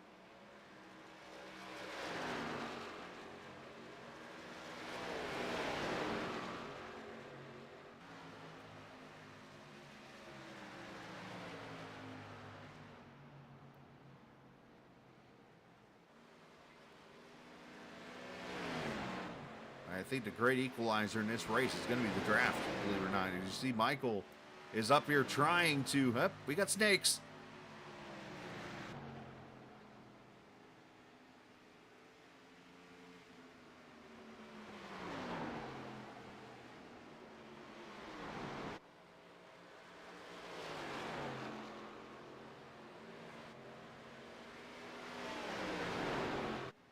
I'm curious to see if that outside line works in one. He lost about 2/10 there, but he's gaining it back slowly down the straightaway here in the draft. Into the tunnel turn here. As Tuckness gets a little loose, as you can say in racing, you get 6 opportunities to blow a corner here. And that's on entry and then on exit of both corners. Even though there's only 3 turns, as Tuckness moves up about a half a groove. Michael to the bottom as he tries to gain back in. 0.3 of a second to separation. As they will see the white flag, final lap this time by. One of these drivers going to pick up their 2nd win of the season.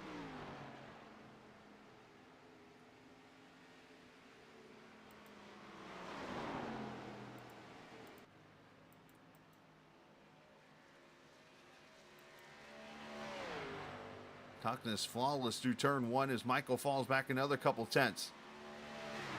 Battle back here for 3rd, 4th, and 5th is getting intense now as Johnson loses a spot to Miles. Here comes Bryson with him, and Signs, of course, is really not involved in this. As he's just kind of laying back as, look at these cars getting all types of sideways. Looks like Johnson got the wall last time by and won.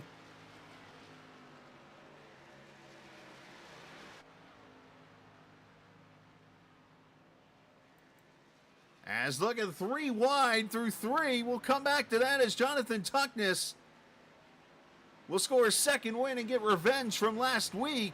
Meanwhile, to the line, Peyton Johnson is going to get 4th by inches.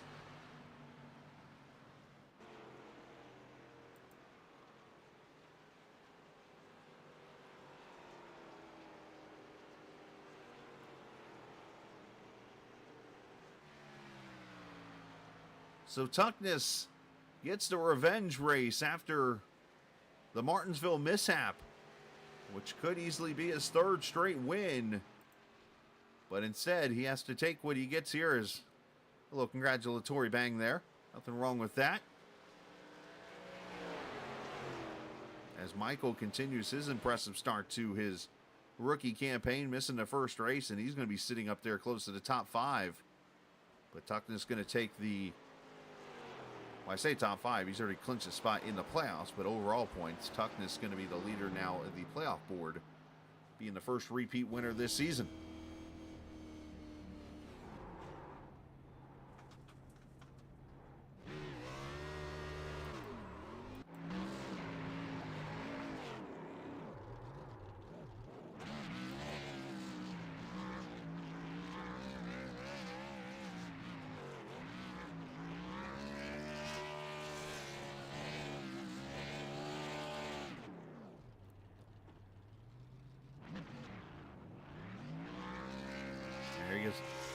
I don't know. Do we need to call this like a moonwalk or something? What he does here? He did this at a couple weeks ago. It's like he's moonwalking or something.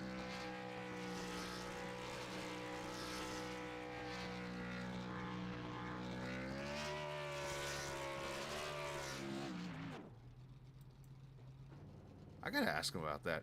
So we take a look at the results. As Tuckness gets it by 1.6 over Michael. Brandon Alphin third. Peyton Johnson again. Look at that. What was that? 2 100ths? Not even 2 100ths over Miles. And Bryson sixth. Tyler Pluff seventh. Caden Atkins eighth. Sparling ninth. Sean Peach in 10th. Dylan Rosenberg, good run there in 11th. Lucas Strayer 12th. Cedric Ingram 13th. Tyler Brew and Robert Lukens 14th and 15th in this race. As Jason Dalton gets 16th, rough run for him. I know he had some issues early in this race. Dalton Carter 17th. Devin Hargett 18th. Diego Steins in 19th. And Sam Fontaine 20th. Thornton 21st. Scott Patton 22nd. Joey Ladisor 23rd. Machieski 24th. And Cam Ingram in 25th. And last, unfortunately, in the race here this evening. Had a lot of action. Live action.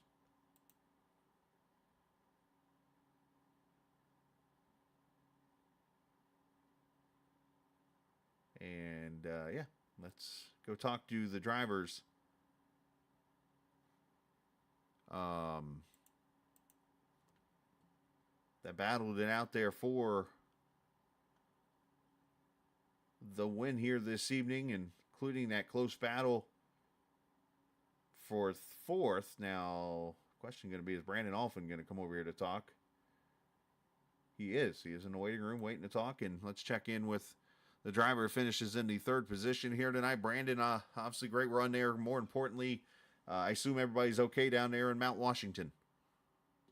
Yeah. We had some bad storms these past couple days and stuff, and it was really the east end of Louisville that got hit, which is it's a couple cities over. It got hit pretty bad, but as far as Mount Washington stuff, it was pretty. We were lucky not to have any tornadoes or anything come through here. That is good news to hear. Now, let's go into the race here. Obviously, top five car all night. Led some laps in that 21 and another solid finish. Yeah, it was, Pocono was one of the tracks I always seem to have somewhat success here, and just going to try to keep it up front. Pocono's it's a hard track to pass people on, especially later on in the run. It's one thing getting to them, but it's another thing passing them. And I knew Justin and both Tuckness, I saw them coming, and they're both really good drivers. And I kind of knew when we started that run, no matter what I was doing as far as saving, I felt like it was their race to win and stuff. So I was just trying to come on with a good finish and get back in the points race, and just kind of build on that. And then where we go next week, I believe, is Charlotte. So that's all you can do. There you go. Did you happen to watch your mirror at that battle behind you? We were in the chat. They were coming out of the tunnel turn, and Bryson was like, "Are we three wide?" And I was like, "Yo, yeah." He's like, "Yeah, we are." I was kind of watching that coming to the finish line, just looking at my rear view, and I went back and watched it. So that was a good finish right there for fourth place, and it was a good team night. I know that's what we've talked about as far as winning the team championship. So it was good to see everybody on our team run up front and have a good night. And more importantly, the man's happy. Baseball's back. Hey, say that's right. We'll see. I mean, cheering on the Reds, so I don't know. It's like that new car. You get it, then after you drive it about 10,000 miles, you realize I don't know if I really like this or not. So we'll see. We'll see. Come car smell. Yeah, that's right. So we'll see come July when the Reds they're not even above 500 and stuff. So, but it's nice to be able to go and watch that on TV. There you go, man. Well, great job. Send some shout outs to whoever you like to. Yeah, just give a shout out to everybody. Laser Racing, Stephen Miles, Alex Bryson. Again, that's what we're trying to do this year is win a team championship. So hope we had a good team night in points. And then also too, give a shout out to you, Scala, for everything you do. We appreciate it, and we probably don't tell you enough. So just know that you're appreciated, and look forward to going back and watching it. Absolutely, man. Best of luck, and appreciate your time. And Morgan's in Indianapolis this week. Hey, I'm. He's in Indy. We were me and my sister, mom, and stuff. We're going to see him down in Nashville on Derby Day. So Nice. I guess I'm not. I guess I'm not a true Kentuckian. Everybody's all excited about the Derby, and I'm excited to go see Morgan Wallen. So Priorities. I'll be out of town. Yeah, say that's right. Bourbon versus whiskey. That's, Here we go. So, I'm all gonna have right. to get my whiskey glasses on. Attaboy. All right, man. Good job, man. I appreciate it. You too. As Brandon Alphin finishing in the third position here this evening, as I'm sure he and, or I see Justin and Jonathan probably down here talking here, but I'm going to interrupt them for a second and bring Justin up here and actually have his microphone on today. I'm sure you didn't know. You weren't even on the air earlier. So I was like, hey, let's do a synopsis of what Justin and I talked about. But either way, apparently my stream was muted too on Twitch. So, all right. So I don't feel so bad. I said I remember my first day broadcasting in OBS. Well, it was like I was telling him. It's like, man, you get that week off because this is the first stream I've done since last Wednesday, and I'm like, yeah, you forget some things sometimes. It happens, but that's so true. Hey, either way, man, great job tonight, finishing second. I know you were trying some things there, trying to hold off Tuckness. Looks like made a couple mistakes, and you were trying to get the high line to work. And but either way, man, 3 straight or 2 straight at least top 2 finishes. I'm trying to remember that first race, but so far so good. Yeah, it's a good run in the series so far. We've only been here for 3 races. We missed the first one, and but yeah, a really good group of guys, and maybe we'll figure out how to beat Tuckness there without him wrecking on the last lap one day. And but it was a good race. Yeah, I did screw up there with about 5 to go, I think, and we'll learn. I'm not the best with these cars, but I like this track, so kind of mixes together usually. Yeah, kind of a fun track, and I know next week's more of a traditional track that we run a lot in leagues, like even though it's the older Charlotte.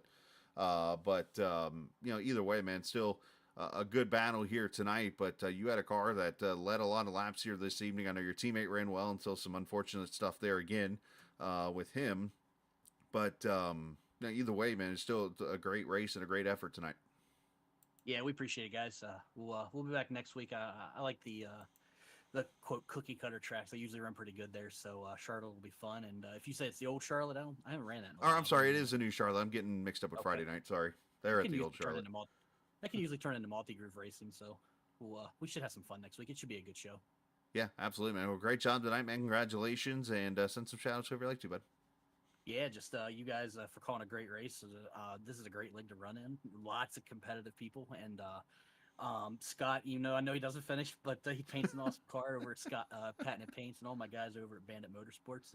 Really good group of guys. So we'll be back next week, and hopefully we'll move up one spot. And the sponsor I'm trying to see on the side, is that Daniel Defense? Correct me if I'm wrong. I'm looking at a small picture of your car here. So yes, Daniel Defense. I always run some sort of Second Amendment scheme. Daniel Defense Glock, AR15.com, some sort of variant of those. So understand. We'll leave it at that for everyone's sake, including yours. But no, man, great job tonight, and send some shouts if you like to. I'd never heard that before. I was like, let me see what this is. Oh, you're good. We appreciate you guys. We'll see you next week. You too, buddy. Justin Michael finishing in the second position there, and nice job on his part. And we'll see what he can do next week at Charlotte. And I don't get in the whole political thing. So he said, I'm like, all right, let's awkward. Anyways, good for him on that. All right, Jonathan Tuckness going to victory lane here tonight as he everybody ran an 80 lap race. He ran like a 50. But he was sitting back, but goes to victory lane here tonight. Jonathan, I think the obvious question, I think I know the answer, but in case I'm wrong, which wouldn't surprise me. I don't want to talk about it. I feel like I know where this is headed. I don't want to hear it. Fuel mileage? No! I thought you were just gonna go straight to the nail in the head about last week. No, I wasn't gonna go there. I was waiting for it. No, I was gonna ask about your fuel that I thought you were saving at the beginning of the race. No, and sorry to talk over you. No, I don't. Okay. I am not good enough at these big tracks to know where the fuel mileage comes into play. And some guys that use the fuel mileage as a weight distribution for the car. Peyton, I think he drives that way, so he knows if there's more fuel in the car, it's looser and things like that. And I don't think about that. So I think that I'm going to save a bunch of tire and just go get it. Well, then 10 laps into my, what I would call go get it, all of a sudden my right front tire quits working or my right rear quits working. So I just don't save here the way that I want to. And the guys that are saving fuel and saving tire are the guys I gotta find some strategy there. And so for me, it was who can I let go? Who's going to race who side by side for 10 laps and give me a shot on lap 11? Seemed like there at the end of the race, it was like you were almost telling people, hit the wall now so I could pass you.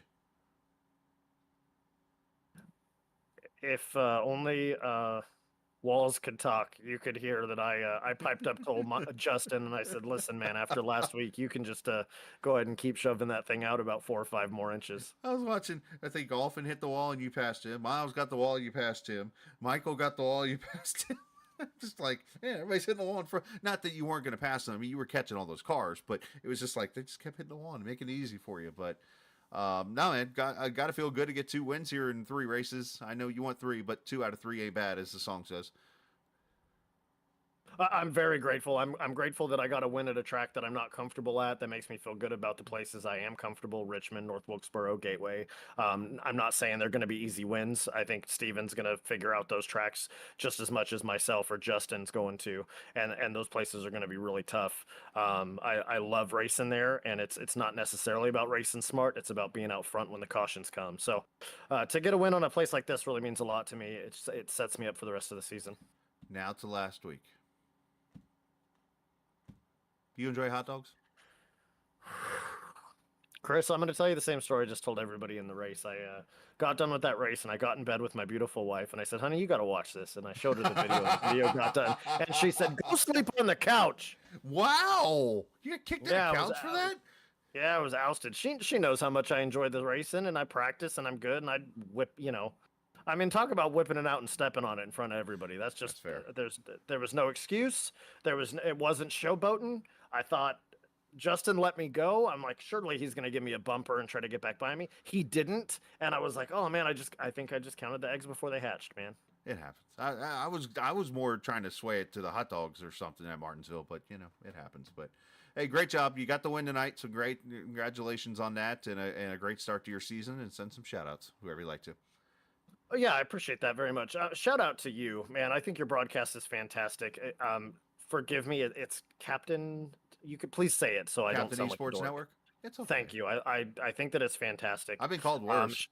Hey, shout out to the team here with Brandon and Peyton and Dalton. These guys are really keeping me on my toes. I feel terrible for Brandon, but I think that's going to turn around. He's a road course guy, and I think that's a big step up for him. And shout out to the McConey setups all over the car. What I think are the best setups on the sim, and if the second winningest driver's willing to run them, I think you should too. Come on. There you go. Great job tonight, man. Congratulations, and we'll see you next week at the Charlotte Motor Speedway. Thank you, Chris. I appreciate it. All right, you too, buddy. Jonathan Tuckness, the winner here tonight, gets revenge, if you will, and goes to victory lane for a second time this season. So nice job on his part, and a great race by everybody. Obviously, had the 2 early cautions. And obviously some slightly disgruntled drivers over in chat I'm watching. But still, some great racing here tonight here from the Triangle, which then we go to Charlotte Motor Speedway again next week, as we'll throw up the schedule here for you one more again. Again, we're next, this coming Friday will be the next league race. I'm probably going to do an AI race tomorrow night for those who are intrigued by that. But Charlotte is a drinking race, so look for a lot of beverages potentially on the track, and so on and so forth. And I think some bonus points, maybe. I'll have to talk to the league about this. Since it is the Charlotte area, I would think Cheerwine might be on somebody's car next week. I mean, that's based out of that area. Sundrop, of course, used to be a sponsor of Hickory. The old Sundrop 400 back in the day when Junior ran at Hickory in the Busch Series and stuff like that. A couple of little pointers there. There may be some bonus points in the league end, but we'll see. But either way, I think it'll be kind of cool to see what kind of drinks sponsors we have out there on the track next week at Charlotte Motor Speedway. So looking forward to that. Again, Monday, for those who are strictly in this league, I invite you again to come join us for the solar eclipse that we'll have on there probably around 10:30 or 11 o'clock Eastern time. So make sure you come join us for that. Wherever I decide to go and watch it. So anyways, appreciate Downrange Transport for sponsoring the Premier Series. Appreciate the viewers for checking us out tonight. I know the count was kind of low, but again, first race in a week.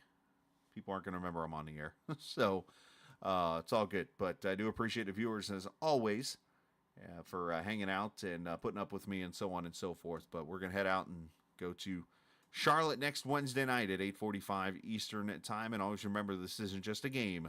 It's iRacing. See ya!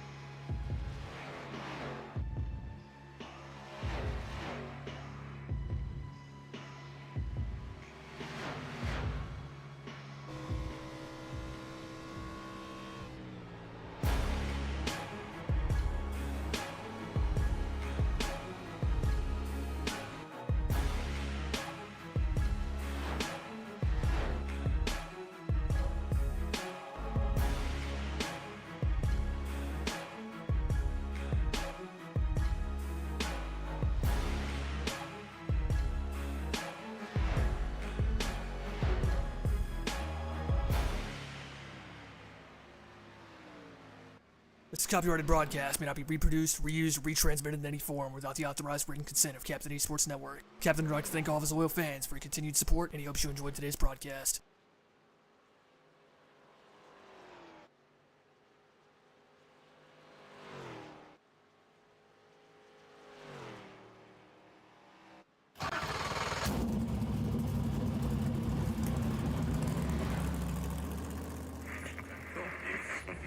The following is a special presentation.